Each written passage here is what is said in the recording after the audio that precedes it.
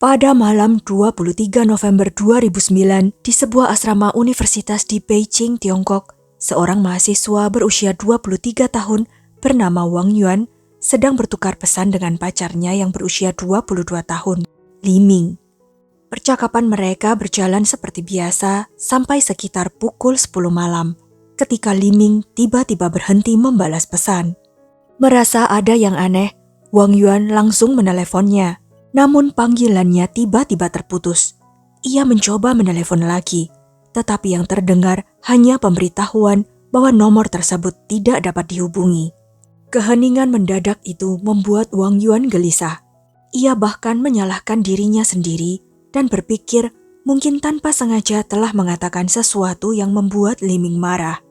Keesokan paginya, hal pertama yang ia lakukan setelah bangun adalah memeriksa ponselnya, berharap ada pesan dari sang pacar, tetapi tidak ada apa-apa. Hari demi hari berlalu tanpa kabar. 2 hari kemudian, Li Ming seolah menghilang tanpa jejak. Karena semakin khawatir, Wang Yuan menghubungi sepupu Li Ming untuk menjelaskan situasinya. Setelah mendengar cerita tersebut, sang sepupu segera mencoba menghubungi keluarga Li Ming, tetapi semua telepon mereka juga tidak aktif. Kecurigaan mulai muncul tanpa kendali. Tanpa menunggu lebih lama, Wang Yuan dan sepupu Li Ming pergi ke kawasan tempat keluarga itu tinggal. Sesampainya di sana, mereka mendapati pintu rumah terkunci rapat. Tidak ada jawaban meski mereka berkali-kali memanggil dari luar.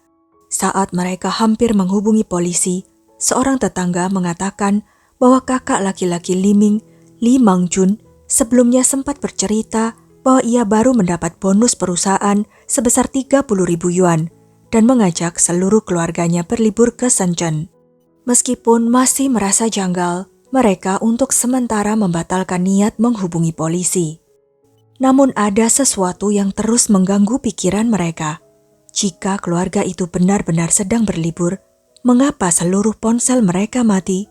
Karena biasanya orang yang sedang berlibur akan sibuk memotret dan tetap membawa ponsel mereka. Pada 27 November, masih belum ada kabar apapun. Kali ini keluarga besar mulai benar-benar panik. Mereka kembali ke rumah Li Ming dan mencoba masuk dengan bantuan tukang kunci.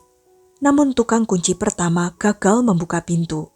Saat menunggu bantuan lain datang, Wang Yuan menyadari pintu belakang rumah sedikit terbuka. Karena rumah itu berada di lantai 2, ia meminjam tangga dari pengelola gedung dan mencoba mengintip melalui jendela belakang. Ketika melihat ke dalam, tubuh Wang Yuan langsung membeku. Di balik jendela, ia melihat seseorang terbaring tak bergerak di lantai. Ia langsung yakin sesuatu yang mengerikan telah terjadi. Polisi segera dipanggil dan tiba beberapa menit kemudian.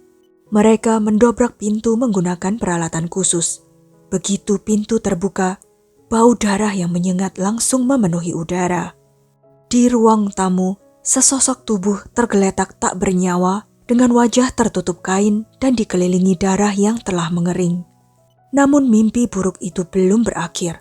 Saat polisi memeriksa ruangan lain, mereka menemukan satu tubuh lagi, lalu satu lagi, hingga akhirnya dipastikan ada 6 korban tewas di dalam rumah itu.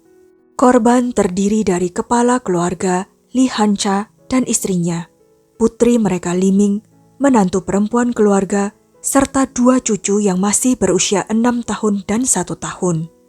Dari 7 anggota keluarga, hanya 1 orang yang tidak ditemukan di rumah itu, yaitu putra sulung mereka, Li Mangjun. Hasil otopsi menunjukkan seluruh korban dibunuh menggunakan senjata tajam dengan luka mematikan di bagian leher. Yang membuat kasus ini semakin mengerikan, setiap korban hanya mengalami 1 luka fatal, hampir tanpa tanda perlawanan. Polisi memperkirakan pembunuhan terjadi sekitar 5 hari sebelumnya. Di ruang tamu, penyidik menemukan bekas pembersihan yang sengaja dilakukan. Di sudut ruangan terdapat ember berisi air bercampur darah, diduga digunakan pelaku untuk menghilangkan jejak. Yang lebih aneh lagi, tidak ada tanda-tanda perampokan. Perhiasan para korban masih utuh, brankas tidak disentuh, dan rumah tidak terlihat diacak-acak. Polisi pun menyimpulkan bahwa motifnya kemungkinan bukan pencurian. Mereka mulai menduga pelaku adalah seseorang yang sangat mengenal keluarga tersebut. Tidak ada tanda pintu dirusak, yang berarti pelaku kemungkinan masuk melalui pintu depan tanpa menimbulkan kecurigaan. Namun satu pertanyaan terus menghantui penyidik. Di mana Lee Mang-jun? Jika ia masih hidup, mengapa ia tidak mengetahui tragedi yang menimpa keluarganya? Atau apakah ia juga menjadi korban di tempat lain? Kecurigaan perlahan mulai mengarah kepadanya. Tim penyelidik lalu dibagi menjadi dua kelompok. Satu tim menelusuri hubungan sosial keluarga korban, sementara tim lain memeriksa rekaman CCTV di sekitar kompleks. Dan apa yang mereka temukan membuat bulu kuduk berdiri. Rekaman menunjukkan bahwa pada malam 23 November 2009, Lee Mang-jun terlihat pulang ke rumah pada waktu yang diperkirakan bertepatan dengan terjadinya pembunuhan. Lalu pukul 8:13 pagi keesokan harinya, kamera kembali menangkap dirinya keluar dari rumah sambil membawa kain pembersih dan sebuah tas kulit. Tak lama kemudian, ia terlihat membuang kain tersebut ke tempat sampah sebelum pergi meninggalkan lokasi. Sekitar 2 jam kemudian, Lee Mang-jun kembali ke rumah. Berada di sana sekitar 10 menit, lalu pergi lagi. Setelah itu, keberadaannya menghilang. Waktu kepulangannya sangat mencurigakan. Saat itulah Lee Ming tiba-tiba berhenti membalas pesan pacarnya, Wang Yuan. Ditambah lagi, kain pembersih yang terlihat dibuang Lee Mang-jun sesuai dengan temuan polisi mengenai bekas darah yang telah dibersihkan di rumah korban. Semakin banyak bukti yang mengarah kepadanya. Tim penyelidik segera dibentuk untuk memburu Lee Mang-jun. Saat penyelidikan berlangsung, polisi menemukan fakta lain yang janggal. Pada 24 hingga 25 November, putra sulung Lee Mang-jun tidak masuk sekolah. Guru wali kelas yang merasa khawatir berkali-kali mencoba menghubungi keluarganya. Akhirnya pada pagi 25 November, guru tersebut berhasil menghubungi Lee Mang-jun. Namun percakapan berlangsung aneh. Dengan suara pelan dan tidak jelas, ia hanya mengatakan bahwa dirinya sedang mengemudi sebelum tiba-tiba menutup telepon. Setelah itu, ponsel Lee Mang-jun tidak bisa dihubungi lagi. Melalui rekaman kamera lalu lintas, polisi berhasil melacak mobil sedan perak miliknya. Mereka kemudian menyusun jalur pelariannya. Setelah meninggalkan lokasi kejadian, Lee Mang-jun pergi ke stasiun kereta dan menuju Shenzhen di Provinsi Guangdong. 2 hari kemudian, ia melanjutkan perjalanan ke Pulau Hainan. Pada pagi 28 November, kepolisian Beijing mengirim pemberitahuan darurat kepada polisi Hainan mengenai seorang tersangka pembunuhan berbahaya yang sedang bersembunyi di wilayah mereka. Pencarian besar-besaran segera dilakukan di berbagai lokasi penting seperti stasiun, bandara, hotel, dan tempat umum lainnya. Tak lama kemudian, polisi menemukan data registrasi hotel atas nama Lee Mang-jun. Namun saat petugas tiba, ia sudah meninggalkan tempat itu. Pada 30 November pukul 17:50 pelariannya akhirnya berakhir. Lee Mang-jun berhasil ditangkap saat bersembunyi di sebuah tempat hiburan dekat terminal bis Hainan. Ia segera dibawa kembali ke Beijing untuk menjalani pemeriksaan. Yang mengejutkan, saat ditangkap, wajahnya terlihat tenang. Tidak ada tanda penyesalan ataupun kesedihan, seolah pembantaian yang baru saja terjadi hanyalah peristiwa biasa. Di ruang interogasi, ketika dihadapkan pada bukti-bukti yang tidak terbantahkan, Lee Mang-jun akhirnya mengaku. Polisi pun menanyakan satu hal yang sulit dipahami semua orang. Mengapa ia tega membunuh orang tua, istri, anak-anak, dan saudara kandungnya sendiri?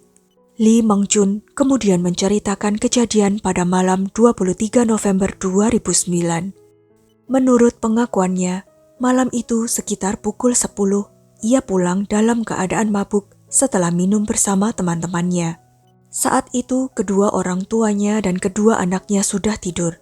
Hanya adik perempuannya, Lee Ming, yang masih terjaga di kamar sambil menggunakan komputer. Begitu masuk ke kamarnya, ia langsung berhadapan dengan istrinya, Wang Mian. Sang istri marah karena ia pulang larut. Ia bahkan menuduh suaminya berselingkuh. Memang sejak keluarga mereka memenangkan lotre, Wang Mian terus dihantui rasa takut bahwa suaminya akan tergoda wanita lain. Tidak hanya itu, ia kembali meminta uang kepada Li Mangjun. Wang Mian bekerja di sebuah perusahaan pemasaran berjenjang yang memiliki target penjualan tinggi tiap bulan.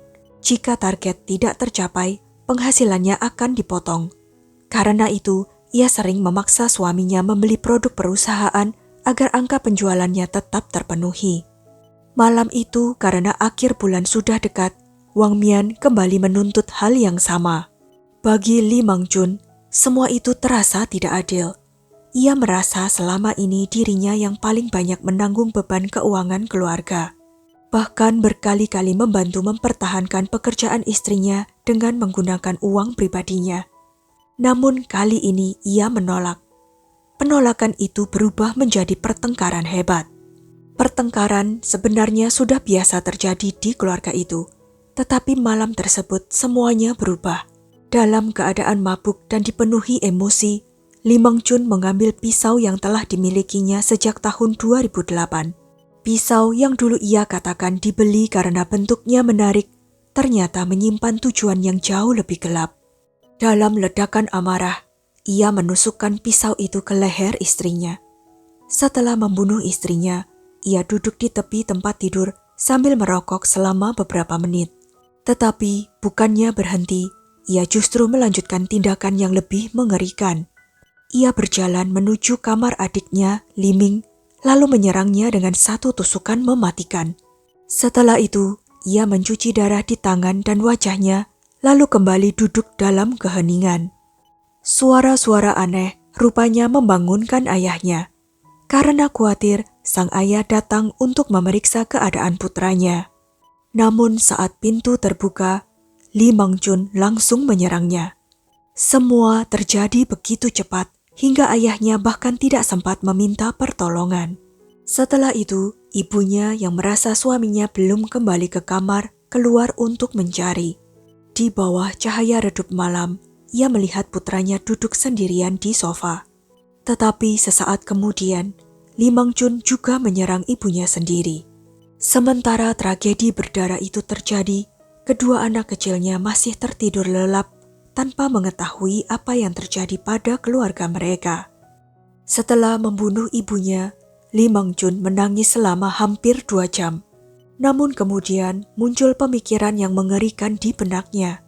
Ia berpikir bahwa jika seluruh keluarga sudah meninggal, membiarkan kedua anaknya hidup hanya akan membuat mereka menderita sepanjang hidup. Dengan pemikiran yang menyimpang itu, ia masuk ke kamar tempat kedua anaknya tertidur. Di sanalah ia melakukan tindakan paling kejam dalam tragedi malam itu. Setelah semuanya berakhir, rasa bersalah dan ketakutan mulai menghantuinya. Dalam kemarahan dan kepanikan, ia melempar berbagai barang di rumah, lalu membersihkan noda darah untuk menghilangkan jejak. Setelah selesai, ia meninggalkan rumah sambil membuang pisau dan kain berlumuran darah ke tempat sampah. Dalam pengakuannya, Li Mangjun mengatakan bahwa ia sebenarnya berniat mengakhiri hidupnya sendiri.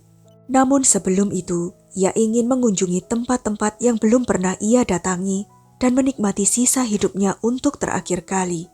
Tetapi takdir tidak memberinya kesempatan itu.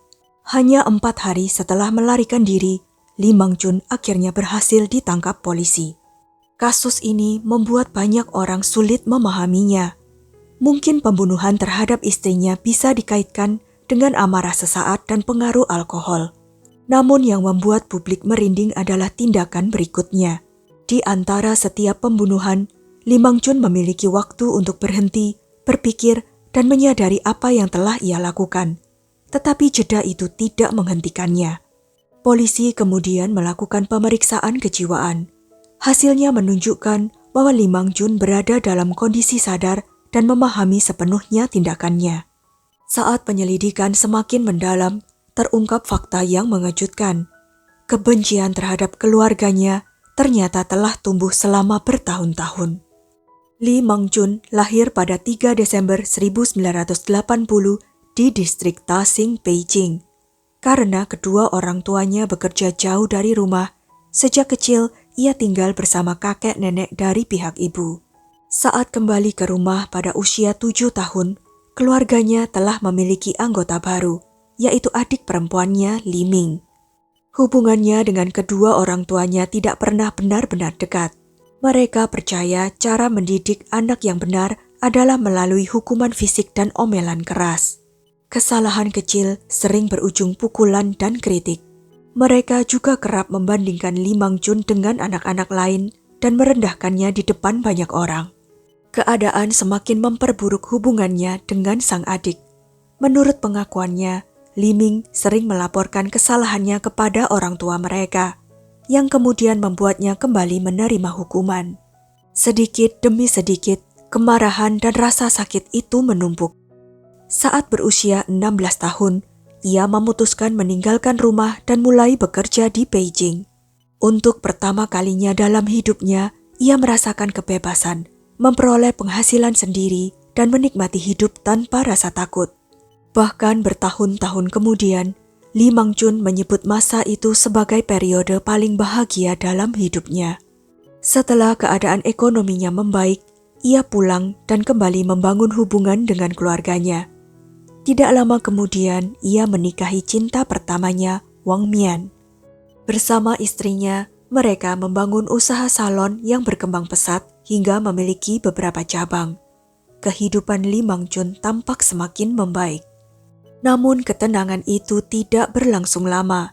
Setelah memiliki anak, hubungan rumah tangga mereka mulai dipenuhi pertengkaran dan rasa curiga. Ketika orang tuanya ikut campur, konflik justru semakin memburuk. Menurut pengakuannya, ia merasa seluruh hidupnya dikendalikan orang lain. Suatu hari, Li Mangjun membeli tiket lotre dan memenangkan sekitar 6 juta yuan atau sekitar 15,7 miliar rupiah. Dengan uang itu, ia membeli apartemen mewah di Beijing serta beberapa properti lain untuk anggota keluarganya. Untuk sementara, uang tampaknya meredakan masalah. Namun kenyataannya, luka dan kebencian yang telah terkumpul selama bertahun-tahun tidak pernah benar-benar hilang. Pada November 2009, Li Mangjun sebenarnya berencana pergi ke Shenzhen bersama teman-temannya. Ia bahkan mengaku bahwa jika perjalanan itu terjadi sesuai rencana, mungkin tragedi tersebut tidak pernah terjadi. Namun beberapa hari kemudian, keluarganya menghadiri sebuah pesta pernikahan kerabat. Di sana, menurut pengakuannya, sang ayah kembali mempermalukannya di depan banyak orang. Meski telah sukses menjalankan berbagai usaha dan memiliki penghasilan besar, ia merasa tidak pernah mendapatkan pengakuan dari orang tuanya. Malam itu, setelah merasa dipermalukan, ia pergi minum bersama teman-temannya. Ketika istrinya terus menelepon dan memintanya pulang sebelum pukul 10 malam, emosi yang selama bertahun-tahun dipendam seolah mencapai batas akhirnya. Dan malam itu berubah menjadi tragedi yang mengerikan. Pada 12 Agustus 2010, persidangan Li Mangjun digelar di Pengadilan Rakyat Beijing. Selama persidangan, wajahnya tetap tenang tanpa menunjukkan penyesalan.